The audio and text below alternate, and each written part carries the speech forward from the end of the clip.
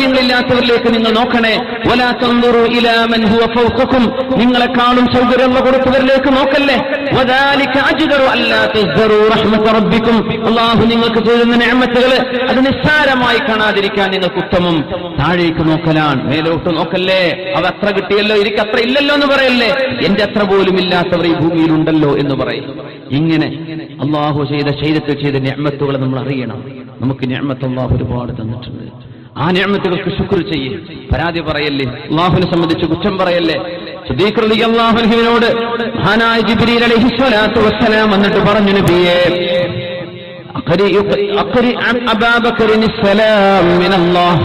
അല്ലാഹുവിന്റെ സലാമും എന്റെ സലാമും സിദ്ദീഖുൽ അക്ബർ റളിയല്ലാഹു അൻഹുവിനുണ്ട് എന്ന് പറഞ്ഞു കൊടുക്കണം നബിയേ.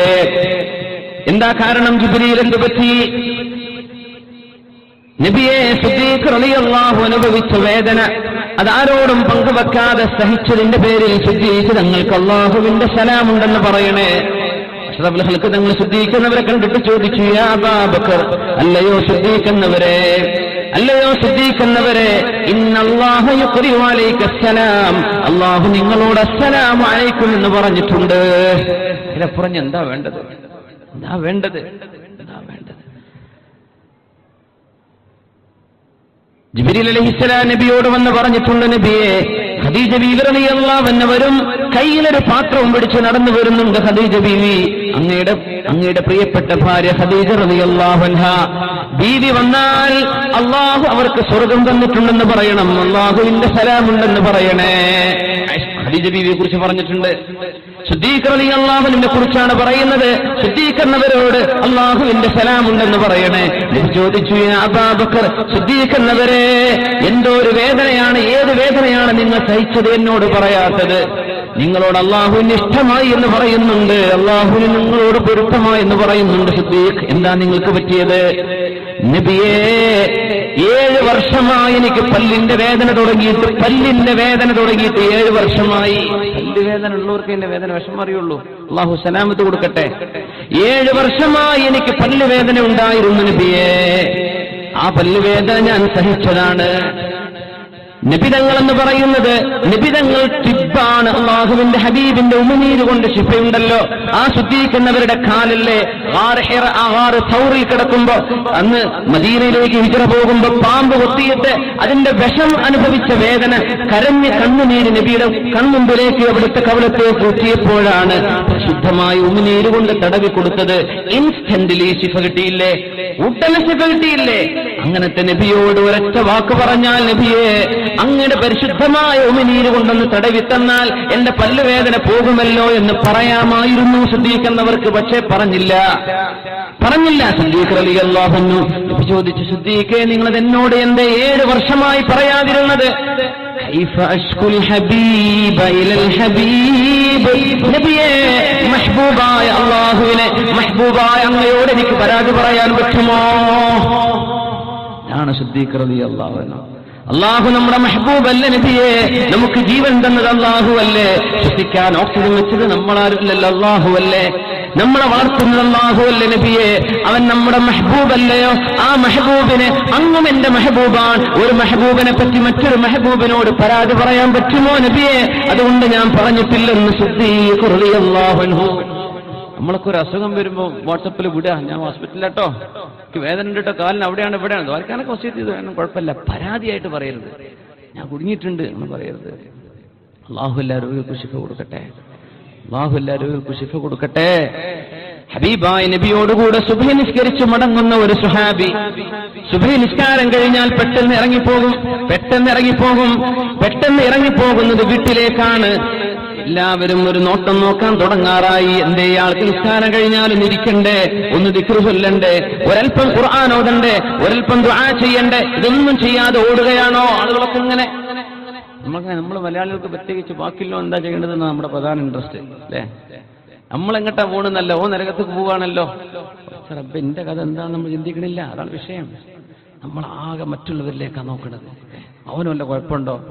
പൊന്നാരി ചങ്ങാതി, എനിക്ക് കുഴപ്പമുണ്ടോ ഞാൻ നോക്കട്ടെ, എന്റെ കുഴപ്പം ഞാൻ കാണട്ടെ, എനിക്കെത്ര കുഴപ്പമുണ്ടാവും? നമ്മൾ ഓരോരുത്തർ അത് ശ്രദ്ധിച്ചാൽ തന്നെ നമ്മൾ ഉമ്മത്ത് നന്നാവൂലേ? നമ്മൾ നോക്കുന്നത് മറ്റവരിലേക്കാണ്. മറ്റുള്ളവന് വല്ല കുഴപ്പമുണ്ടോന്നാ? നഫ്സിലേക്ക് നോക്കുന്ന അള്ളാഹ് പറയണത്. നിങ്ങൾ നഫ്സിലേക്ക് നോക്ക്, നഫ്സിലേക്ക് നോക്ക്, കുഴപ്പമുണ്ടോ? ഈ സ്വഹാബി നിസ്കാരം കഴിഞ്ഞ് പോകുന്നത് കണ്ടപ്പോ അല്ലാഹുവിന്റെ ഹബീബ് ഒരിക്കൽ ചോദിച്ചു, നിങ്ങൾ എങ്ങോട്ടായി പെട്ടെന്ന് ഇറങ്ങിപ്പോകുന്നത്? പറഞ്ഞു, യാ റസൂലല്ലാഹ്, അല്ലാഹുവിന്റെ നബിയേ, എന്റെ ഭാര്യ നിസ്കരിക്കാൻ വേണ്ടി വീട്ടിൽ കാത്തിരിപ്പുണ്ട്. അവൾക്ക് നിസ്കാരത്തിൽ മറക്കേണ്ട ഔറത്ത് മുഖവും മുൻകൈയും ഒഴികെ നിസ്കാരത്തിൽ മുഴുവൻ മറക്കണല്ലോ നബിയെ. അത് മുഴുവൻ മറയുന്ന ഒരു വസ്ത്രം എന്റെ ഭാര്യയ്ക്കില്ല. ഞാൻ ഈ പുതച്ചിരിക്കുന്ന പുതപ്പ് കൊടുത്താലേ അവർക്ക് ശരീരം മുഴുവൻ മറക്കാൻ പറ്റൂ. അതുകൊണ്ട് നബിയെ, നിസ്കാരം ശരിയാവണമെങ്കിൽ മറക്കണല്ലോ. അതുകൊണ്ട് ഞാൻ നിസ്കരിച്ചു പോയി ഈ വസ്ത്രം അവർക്ക് കൊടുത്തിട്ട് വേണം അവർക്ക് സുബഹി നിസ്കരിക്കാൻ. അത് ഖളാകുന്നതിന് മുമ്പ് ഞാൻ എഴുന്നേറ്റ് പോവുകയാണ് നബിയെ എന്ന് അല്ലാഹുവിന്റെ ഹബീബിനോട്, പരിശുദ്ധ ഹബീബിന്റെ സ്വഹാബി സല്ലല്ലാഹു അലൈഹി വസല്ലമിന്റെ സ്വഹാബി. അപ്പോ റിലീഫ് പ്രവർത്തനത്തിന് നബി തങ്ങൾ ഒരുങ്ങിയാണ് സല്ലല്ലാഹു അലൈഹി വസല്ലം. അതാണ് നമ്മുടെ ഇൻസ്പിറേഷൻ. ഞങ്ങൾ പറഞ്ഞിരിക്കും, എന്നാൽ ഇയാൾക്ക് ആർക്കൊക്കെ സഹായിക്കാൻ പറ്റുമോ, നമുക്ക് ഇയാൾക്ക് വേണ്ട വസ്ത്രം കൊടുക്കണമെന്ന് പറഞ്ഞു. അതാ നബി ഞങ്ങൾ അന്ന് ചെയ്യുന്ന ചാരിറ്റി പ്രവർത്തനം. അന്നത്തെ റിലീഫ് അങ്ങനെയാണ്. നമ്മൾ സോഷ്യൽ സർവീസ് ചെയ്യാറുണ്ട്, രോഗികളെ ചികിത്സിക്കുന്നു, അവർക്ക് വേണ്ട എല്ലാം ഹബീബിന്റെ മാതൃകളാണ് സല്ലല്ലാഹു അലൈഹി വസല്ലം.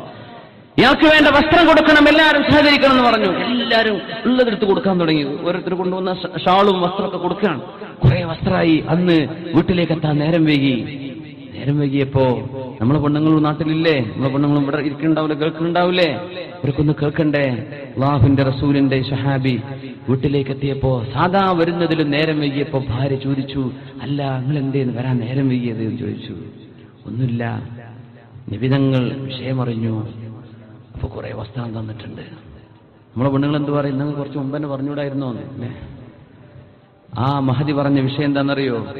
അശക്കൈതൽ ഹബീബ ഇലൽ ഹബീബ്, മഹബൂബായ അല്ലാഹുവിനെ പറ്റി നബി തങ്ങളോട് നിങ്ങൾ പരാതി പറഞ്ഞോ? നമുക്ക് വേണ്ടില്ലായിരുന്നു ഈ വസ്ത്രം, നമുക്ക് വേണ്ട. അല്ലാഹുവിനെ പറ്റി നിങ്ങൾ പരാതി പറഞ്ഞോ? അല്ലാഹുവിന്റെ ഹബീബിനോട് സല്ലല്ലാഹു അലൈഹി വസല്ലം അള്ളാഹിനെ പറ്റി പരാതി പറഞ്ഞല്ലേ എന്ന് പറഞ്ഞാൽ, നമുക്ക് വസ്ത്രമില്ല എന്ന് പറയുന്നത് അള്ളാഹു എനിക്ക് തന്നിട്ടില്ല എന്ന് അള്ളാഹിനെ പറ്റി പരാതി പറയലല്ലേ? ആ പെണ്ണ് ചിന്തിക്കാൻ, മോശമായി പോയി കേട്ടോ, നിങ്ങൾ ചെയ്തത് മോശമായി പോയി, ഇത് വേണ്ടില്ലായിരുന്നു. അള്ളാഹുവിനെ പറ്റി നിങ്ങൾ പരാതി പറഞ്ഞു അള്ളാഹുവിന്റെ ഹബീബിനോട്. അശകൗതൽ ഹബീബ ഇലൽ ഹബീബ്, മഹബൂബായ അള്ളാഹുവിനെ പറ്റി നിങ്ങൾ മഹബൂബായ നബിയോട് പരാതി പറഞ്ഞു. അത് അള്ളാഹുവിന് ഇഷ്ടപ്പെടുമോ? അള്ളാഹു നമ്മുടെ മഹബൂബല്ലേ, അവൻ നമ്മുടെ ഇഷ്ടപ്പെട്ടവനല്ലേ, നമ്മുടെ ഖാലിഖല്ലേ അള്ളാഹു. അവനെ കാണാനല്ലേ നമ്മൾ പോകുന്നത്, അവനെ കാണാനല്ലേ നമ്മൾ കൊതിക്കുന്നത്, അവനെ കാണുന്ന സ്വർഗമല്ലേ നമ്മൾ ചോദിക്കുന്നത്, ജന്നത്തുൽ ഫിർദൗസ്. ആ അള്ളാഹു നമുക്ക് തന്നില്ല എന്ന് പറയുന്നത് അള്ളാഹുവിനെ പറ്റി പരാതി പറയലല്ലേ? ആ പറഞ്ഞതോ അള്ളാഹ്ക്ക് ഏറ്റവും ഇഷ്ടപ്പെട്ട ഒരാളോട്, മുഹമ്മദ് റസൂലുള്ളാഹ് സ്വല്ലല്ലാഹു, അത് വേണ്ടില്ലായിരുന്നു, ചെയ്യാൻ പാടില്ലായിരുന്നു, നിങ്ങൾ ചെയ്തത് മോശമായി പോയി. സഹാബിയത്തായ പെണ്ണ് പറയാണ്, ഉൻദുറൂ ഇലാ മൻ അസ്ഫല മിൻകും വലാ തൻദുറൂ ഇലാ മൻ ഫൗഖകും. അല്ലാഹുവിനെ പറ്റി പരാതി പറയല്ല, രോഗം തന്നാൽ അല്ലാഹു എനിക്ക് എന്നെ കുടുക്കി എന്ന് പറയല്ല.